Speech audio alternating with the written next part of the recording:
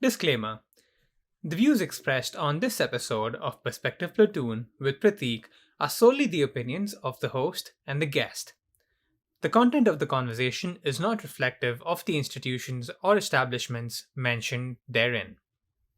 Take all these opinions with a pinch of salt and a dash of lime if needed.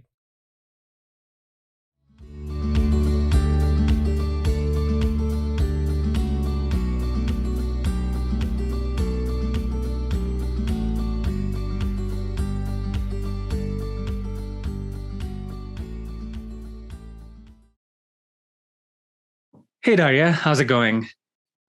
Hey, Prateek. Pretty well. How are you? I'm doing okay.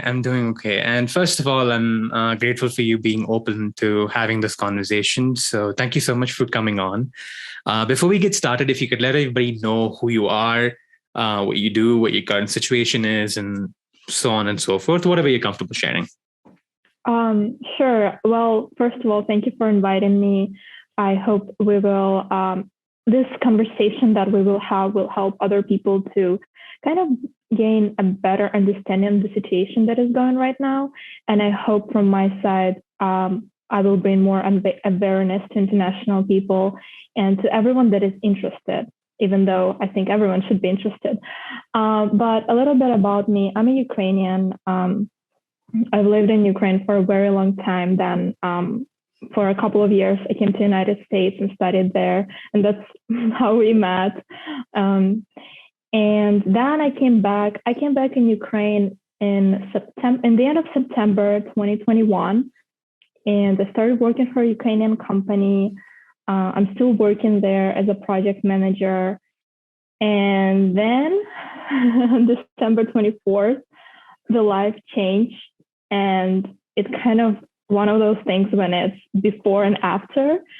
And I never wish anyone to experience that. And right now, my mom and my sister, we had to leave Ukraine. My dad stayed there. My grandparents stayed there. My dad stayed there because of the law, the martial law. He cannot leave the country. And my grandparents, unfortunately, they could not come to our city because the bridges were blown up. And they had to stay. But hopefully, in the nearest future, they will be able to join us and the whole family will reunite. I hope so too. And it's, with this podcast, like my whole goal was to be able to like find a way for us to relate to one another, like through the people that we talk to and we hear stories about. But in a situation like this, it is very hard to even understand like what someone goes through when they're in a war-torn area. Having to move to a different country, letting people like leaving family behind. Like I am feeling emotional talking about it too, because it's very hard to imagine how or what people go through in that sense. So to get into it a little more, you started off by saying that this is something that people should know about around the world. Why do you think it's important for people to know of what's happening at Ukraine? So that there will never, ever be a situation like that anymore. Just so that whenever people go to vote, they're mindful of the person they're voting for. And just so that I don't think, or I believe that because the president of Russia was allowed to be the president for such a long time, he kind of abused power at this point. Not kind of, he does abuse power. And by having conversations like this, you can make people a little more aware to the decisions that they make when it comes to the power that they hold when they're voting and things like that. That's an interesting outlook on it, because at the end of the day, I think even with a situation like the geopolitical atmosphere, unfortunately, through this incident itself, we've sort of seen that people in power don't necessarily care about morals and ethics and things like that. It's very much a self-interest thing. They look out for, what they think, what they think is best for their situation and so on. which is really unfortunate. But yeah, I don't know where to go from that. But in terms of what's happening currently, what was the initial feeling for you and your family when you heard that this was like actually happening? Well, let me start off by saying when all these talks started, because the news, they were broadcasting that, oh, Russia's going to go on war with Ukraine. I was like, no, these are just talks. This is just politics. Like, it will not happen in the reality, because usually when people talk about war, it will not going to actually happen, because it's kind of like happening out of surprise. But I was wrong. And I remember the way I got to know about it was in the morning. I had a call with my boss, and we were just like trying to make small conversation. And she asked me, "How are you?" And I'm like, "Oh, I'm doing pretty good. How are you?" And she's looking at me and she's like, "You don't know?" It's like, "No, what?" And I did not check the news when I woke up. I just woke up, took a shower, and jumped on the call. So she looks at me, she's like, "You don't know?" And I'm like, "No, what?" And she goes, "Check the news."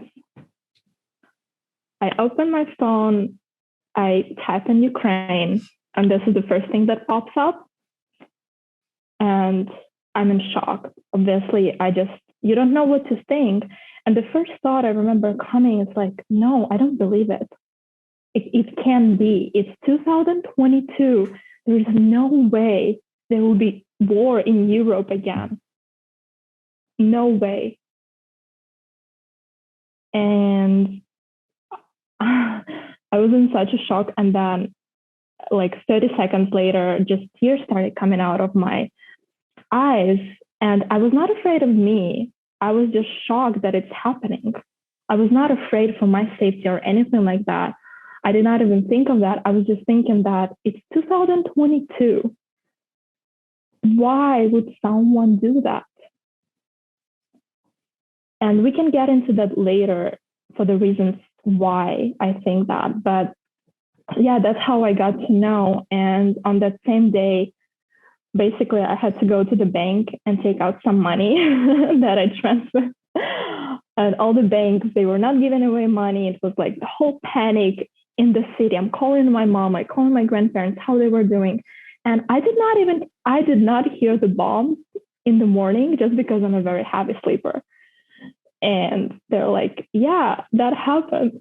And yeah, I'm still in shock, basically. So. Damn. In that case, like in that situation when it initially hit, what was your initial reaction, like in terms of after getting off of that call with your boss? Was the initial reaction to take shelter? What was your sort of reaction to all of that? I ran to the bank because I don't know that but I was just thinking about my finances. I had zero cash. And in Ukraine, you have to have cash because the cards are taking enormous fees. And I was just, first of all, I called my family, obviously. And I wanted to know how they were doing, because they were living close to their house is close to the military base. It's like in between military base and the airport. So my initial thought, call them, then call my grandparents, make sure that they're okay, that everyone is safe. And I was like, okay, we have to leave. We have to go somewhere. They were like, no, relax. We're not going to panic right now. Just because they were in shock themselves. That's what's like, different people have different protective mechanisms. And theirs was kind of just like hold back and see what's going to happen in the future. Well, mine was more proactive. But yeah, I went to the bank and basically I was not able to get any money out of the bank. So thank goodness I had a couple of cards that were, they're still American cards and they were still working in Ukraine. So it was very good for a week for me there. So before I could get any cash or any card at all. Yeah, that was. And if you don't mind my asking this, was the intention of getting the cash was to be able to secure yourself and your family in some sense, like in terms of finding shelter? or for like food and things like that? Before that, no. It was just a date for me to go to the bank to get the cash so I can live another month. But after that, I was just planning to go there. And when I got to hear that, I just ran to the bank immediately. But I got it in the end a little bit later, but I still got it. So it was good. But yeah, at that moment, it was very shocking. I remember I was walking on the street to the bank and I was looking at people. I was crying, but I could not understand why other people are not crying. They were like in such a rush to do something. They were driving, they were buying food. Everyone was like standing in line to the bank that I don't think they took the time to let out their emotions, if you know what I mean. And in this situation, before we get into the question related to emotions, just to sort of give people a perspective, what part of Ukraine were you living in? And what part of Ukraine did the Russians start coming in through? Just to sort of give people that background. Sure. Would you like to show the map, or how would you like to go? I can maybe try and add a picture of I can add a picture of the map over here in the edit, but you can just talk about it. Okay. So I live on the Black Sea coast. It's the city called Odessa. Absolutely beautiful. Odessa? And yes. And we did have on the first day, we did have a couple of bombs, but again, I was downtown. I was living downtown. And I did not hear them, but from my parents' house, they could hear it just because they're so close to the military base. And the hardest hit was on Kiev, because that was the city that they started bombing. And I had a couple of friends in Kiev, and they were just showing that the city, people did not know what was going on. They woke up at 5 a.m. from these bombs, and they had an hour to pack and leave the city. And Kiev was hit the hardest. And yeah, does that answer your question, or you can? Kind of, because what I mean. And I do want to mention this, with the news, sometimes it can be very confusing. So be sure, for people who are listening and watching, I do want to encourage people to do their research and know what's happening. Because based off of what you just said, was it sort of like they directly started attacking Kiev, or did they start entering and gradually going up to Kiev? Because my understanding was that because in terms of geographically speaking, Kiev is more in the north, right? Yeah. Right. So did they enter what am I trying to say? Bombs to. So if you Google it, I'm pretty sure that there was a picture on the first day, the bombs that hit the Russian hit Ukrainian cities. And they mark in little red stars, and you can see that. Oh, okay. In terms of how they moved into Ukraine, I have the same information from news as you do, and I can speak from my friend's perspective, the one that I personally know. And but as when it relates to news, we have the same information. So I have a friend, and when that whole thing started, she was in Kharkiv. And Kharkiv, it breaks my heart even to talk about it right now, because it's the mission there is to destroy. They did not care about the people. They did not care about anything. I was with her on the phone. I was saying, you should leave. You should find a way to leave. And she basically said, we can't. Because you can go leaving by car from the, oh my gosh, sorry. I just, no, it's okay. It's really hard to find any words to describe. Take your time. It's okay. Take your Yeah. time. Yeah. So she was saying that they could not leave the first couple of days. And I was with her on the phone, maybe we can find you some car. And she's like, they had a car and they left the car there just because it's not safe. They will shoot at you if you try to leave by car. So what happened is that they found a moment when it got a little quiet from all the shooting, and somehow they got to the train station. And at the train station, they were letting everyone in and kind of evacuating people from these hot areas. And they got to Lviv. It's on the other side of Ukraine. And she's saying how bad it was that people were standing. If you ever was in any of the trains, I don't know, in anywhere. So basically they're, I don't know, maybe you can add some pictures, and maybe I can send you pictures in the end of kind of like give you the visual that people had to stand there shoulder to shoulder. There was like a lot of people in there, and for how many hours, this is how you stand in order to evacuate. And she was also telling me that there were people with guns that would just try to make their way into the train in order to save themselves. And it was a whole mess.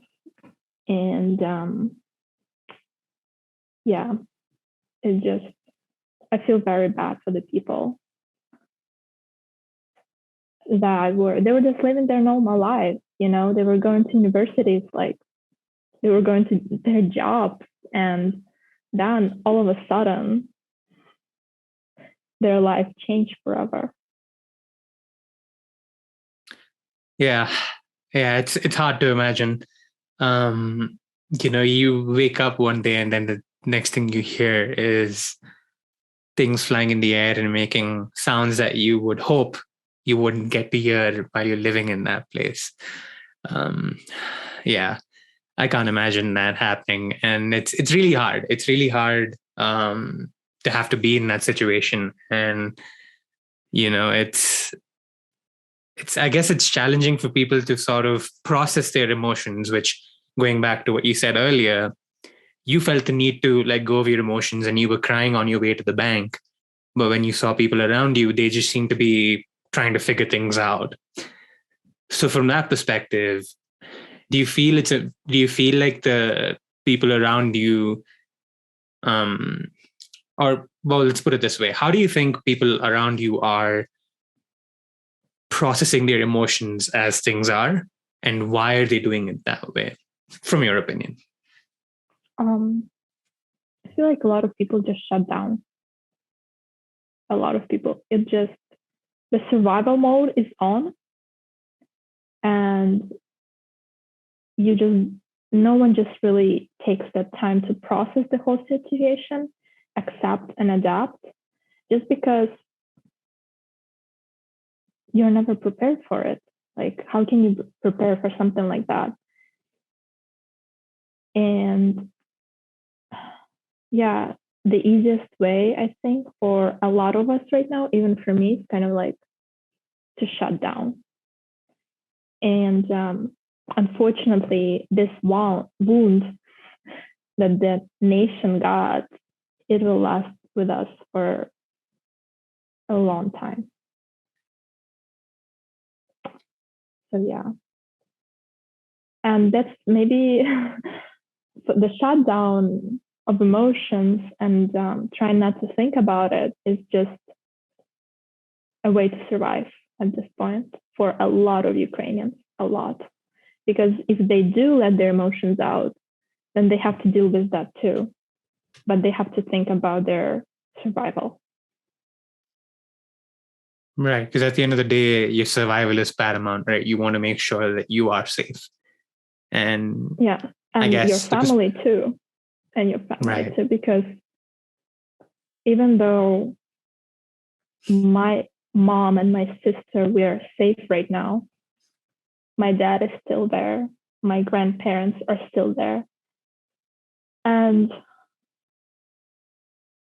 it just, you can't really like be happy that you left. You are not. You think that, okay, I'm safe. Yes, that's good. But you actually like, you start worry about those people that are there, and you start thinking, how can I help? What else can I do here? How can I spread the word? How can I educate people? Or where can I send money? Or where can I send anything? And yeah, that's the way it is right now. And are you able to communicate with your dad and your family that's back in Ukraine? Thank goodness, yes. There were a couple of days where we lost communication with my grandparents. They live closer to Mykolaiv. And in Mykolaiv, they had a full-on attack. And at one point, we lost any communication with that. And that was the point where I hit them, the point of hate. When you're so like, you're so desperate, you can't do anything with the situation. And you know that someone that you love are in such danger that you just start hating everything that is related to people that have nothing even to do with that. And what I mean by that is Russian people. A lot of Ukrainians blame them for what happened in terms of that they chose the president that they have right now. And the saddest part of all is that some Russians, they do not even accept that it's war. They call it special operation. And they're just mind-blowing how propaganda works. That is a direct example that they don't show it on the news. They show it that it's just special operation. We are there to save Ukrainians. And that is the point where you're just like, are you guys kidding me? You're here to save us. You're killing us here. You're killing our boys, like our males. They did not choose to go to this war. The people who go into Russian army, there were a lot of videos that they did not know what they were doing there. They're young boys. They did not choose it. And they're dying because of Putin. Yeah. So it's like there's a lot of grief and that is related to that. And at that point, when it started with my grandparents, when we could not reach them, I was just furious at everything and blaming everyone. But it just, right now I'm thinking that it's just part of acceptance when you start blaming people. And frankly speaking, some people deserve it for the things that they say. They deserve the blame because, yes, there is Putin, but he also has advisors and he has followers. Yeah. Yeah. Yeah. In terms of being able to help from where you are right now and things like that, I mean, you can answer this to the level of comfort that you'd like to answer this. But do you feel a little helpless in some sense as well because you're now away from family? Like, what is your approach with being able to help? I do what I can. But even when you are with your family, when I was in Ukraine a week ago or a week and a half ago, you still feel helpless because you don't control where the bomb will fall, right? It's out of your control. You don't control when the war will finish. You don't control that. So you do feel helpless in any situation, no matter how you say helpful you are. You always feel helpless. And the thing that touched my heart the most are our soldiers. that were protecting us because I brought them over food and coffee one time, and the first question that they asked me was, "So how are you feeling?" The soldier that is standing there, he's risking his life for you, asking you how you're feeling. And they just blow my mind. And I was like, yeah, good, but don't ask me, how are you feeling, you know? And they were just, I feel bad for these people that they did not choose it. They're just protecting their country there. Yeah. Yeah.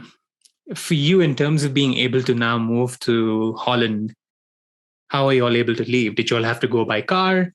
How is it that you all came out? If you're comfortable sharing, and if this can be shared, if it can't be shared, that's totally fine. But how did you guys move? Frankly speaking, though, I wanted to move during the first 2-3 days of the war. I moved in back with my parents just so we can all stay together. And once I was with them, I was like, okay, we're not going to go anywhere because they're not ready. They were not ready. They had their whole life there. And then I was thinking, okay, well, my dad cannot leave now. So like, I don't want to go. My grandparents are here. But when this whole thing with Mykolaiv started, and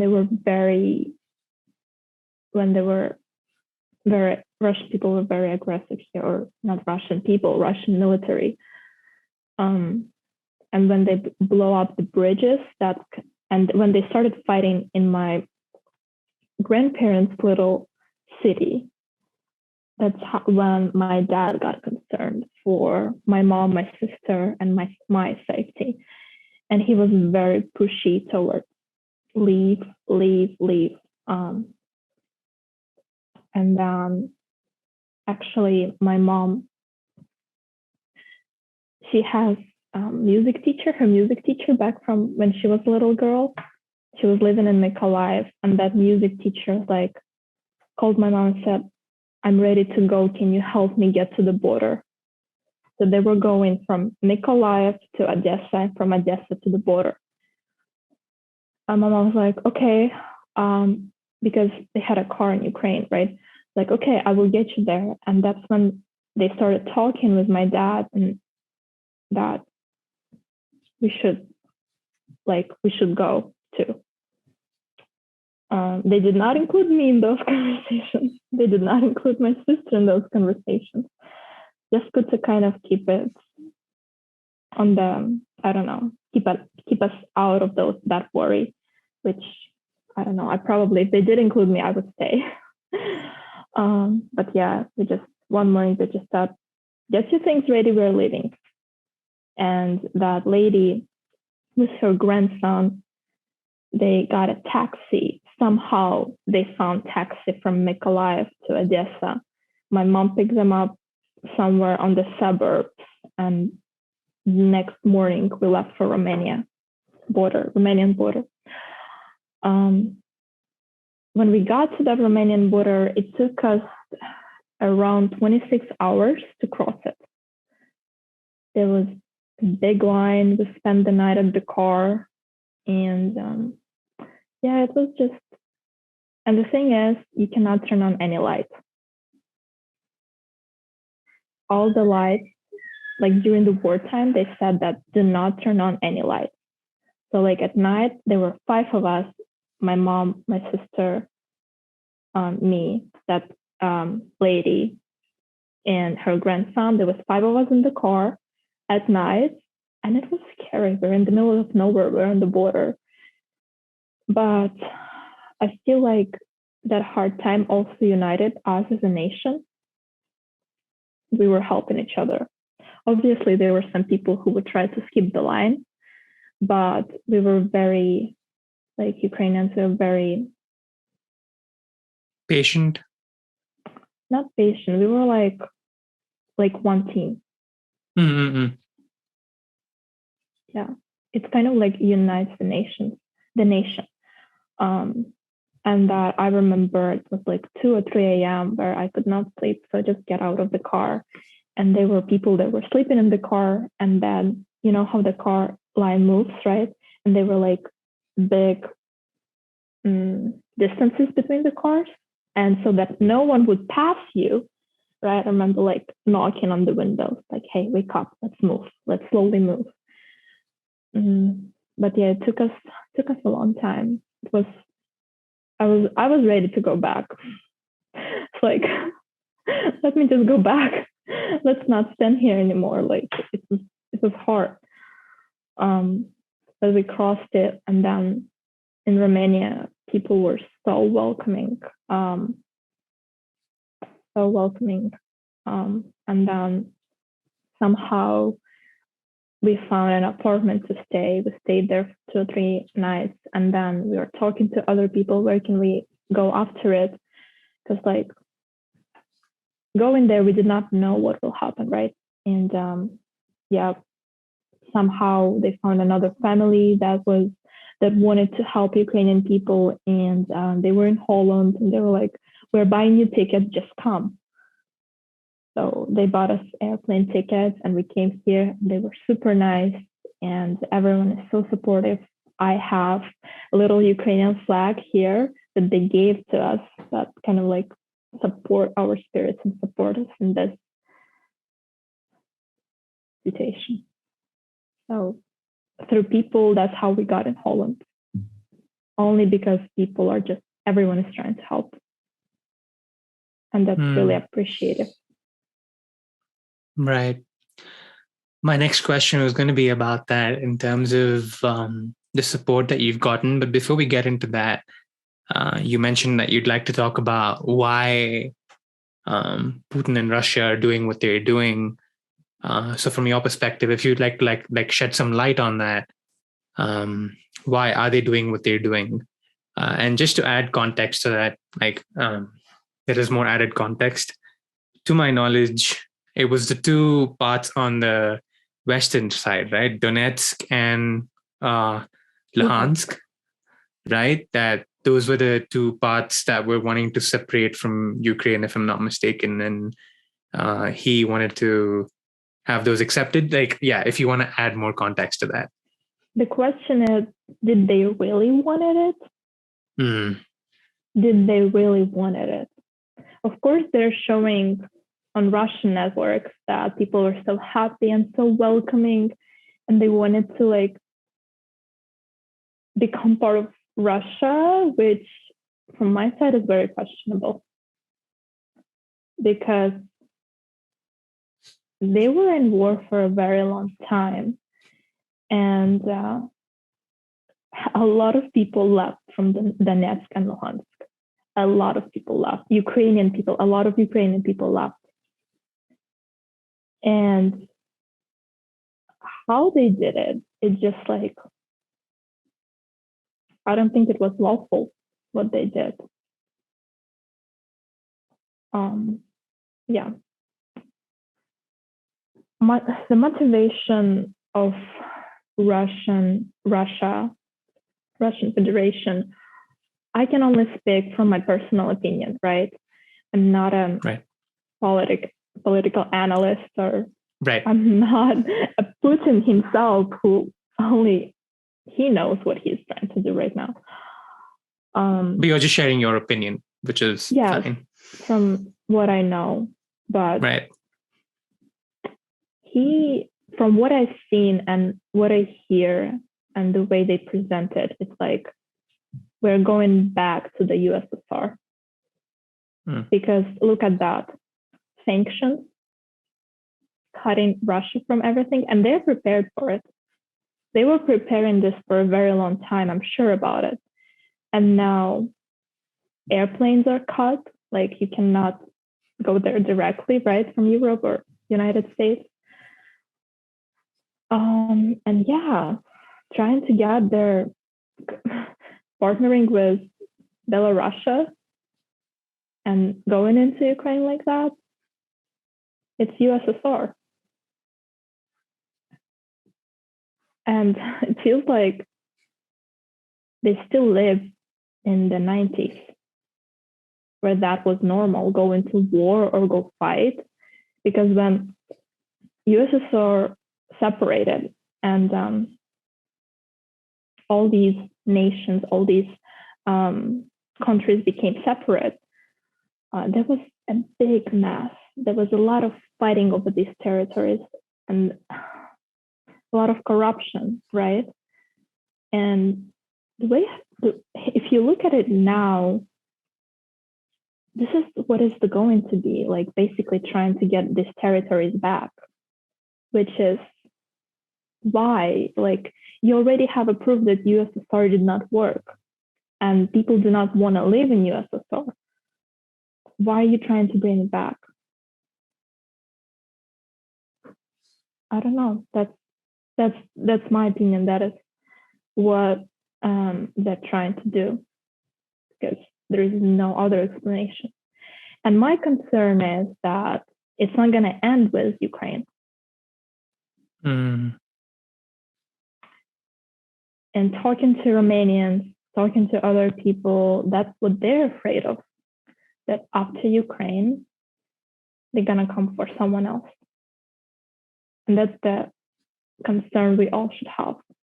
That how do we stop it once and for all, so that no country ever face that again. Right. Yeah. And just to add context about the thing you mentioned about Belarus, I believe, to my knowledge, and for those of you, like, please do your research. If you're curious about these things, I would encourage you to do the research. I believe that Lukashenko, who's the president of Belarus, like, they made amendments in their constitution, right, which basically allowed Russia to be able to sort of use them as like a puppet state through which they could expand, or something like that, right? Yeah. And they made amendments in Russian constitution as well, allowing Putin to serve more than two or three terms. I'm not sure, but basically giving him more time to be a president. Right. Yeah, it's really unfortunate, and that's the scary part that I believe people in that part of the world are really worried about, is what if Ukraine is not the end goal? Because I've heard people also talk about, and I mean, take this with a pinch of salt, but for those of you listening, but I've heard some people talk about the fact that Putin's been planning this since Crimea happened, because that happened like close to 8 years back. So, some people do believe that this has been in the works for a while now. And we don't know what's going on in his head. So, we like, there is an element of worry around the world. And in times like this, it's really hard to find hope, especially for people like you, where you're in that part of the world. But, and it's kind of weird to ask this question, but I do feel like I need to ask you this. How do you find hope to sort of wake up every day in a situation like this, where it can, I mean, I don't know if you feel that way, but it can sometimes feel like it's the end of the world in some sense, with the way that, the situation is. And please correct me if I'm wrong in saying any of this, but how do you find that hope? And if you do find that hope, why do you find that hope for yourself and for your family? I cannot say that I hope, because no one knows what's going to happen tomorrow, right? Or what's going to happen, when it's going to end. No one knows that. And the way I find hope is that I hope on myself. I take charge of my actions. I know that I cannot control that situation, but I can control myself and what I do personally. And the reason for that is that, okay, how can I help? Really, how can I help my nation? Right? And that's kind of like, it's helping. It's really helping, because if I would hope, if I would live on that hope that Russia will end it soon, I would be depressed for a very long time because it depends on them. But instead, I hope for myself. I hope I put I give myself a goal to do something good for myself, for my country, for my nation, and I go with that. And that's my hope, if you can say that. Yeah, no, I see where you're coming from with that, because in situations like this, there's barely any control in your hands. So you have to do the best that you can.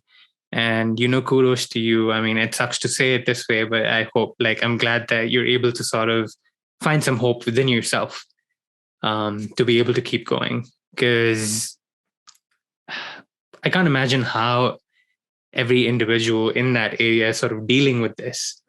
So to sort of close off this conversation, from what you see, do you feel like the people of Ukraine have hope that things can change for the better? Yes. We believe in that. I would use that word. I believe that it already made us so much stronger as a nation. And I believe that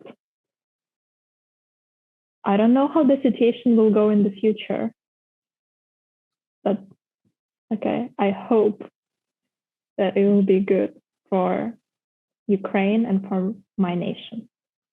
This is what I hope for, that it'll turn out good for my nation and my country. Yeah, but we believe in that.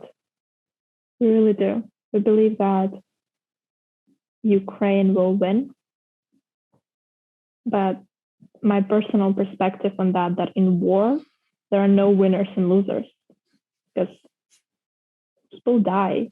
How can you label someone a winner and someone a loser? Right. So just hope that people will stay safe,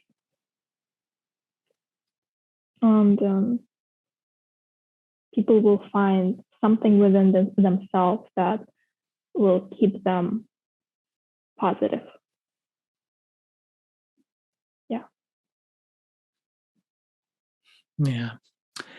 Yeah, and on that note, before we leave, if you would like to spread a certain message or say something specific to people who are listening or watching, what would that be? Be it about awareness or doing something to help, anything you're willing to sort of share, like a parting message. A parting message. Well, I just hope that this podcast that Prateek is doing and the interview that we just had will help you guys to realize that even your smallest action, they affect your future. Even that one vote, it affects your future. It affects the future of your country. And let it be a very painful example that no man should be given as much power as Russian president was given. And it kind of proves the point of how important the Constitution is and how important the freedom of voice, the freedom of rights, because it's everything. And if you can help, if you can donate the Ukrainian army, there is an official bank account. We and I would really appreciate it, because every cent, every dollar counts now. It definitely does, in some sense, of being able to help the people that are suffering in this point in time. Well, on that note, thank you so much, Daria, for coming on and sharing your thoughts and sharing your perspective on everything that's happening. I mean, the most that I can say is that I hope things get better sooner, and that people in that part of the world can find peace and have hope that things will get better. From what you said, I'm glad to hear that people do have hope and that they believe that things will get better. And I hope that happens too. So thank you so much, Daria, for sharing everything that you did. And for those of you listening and watching, thank you so much. We'll see you guys next time. Thank you, Prateek, too. Really appreciate you taking this time. Not a problem. Not a problem at all.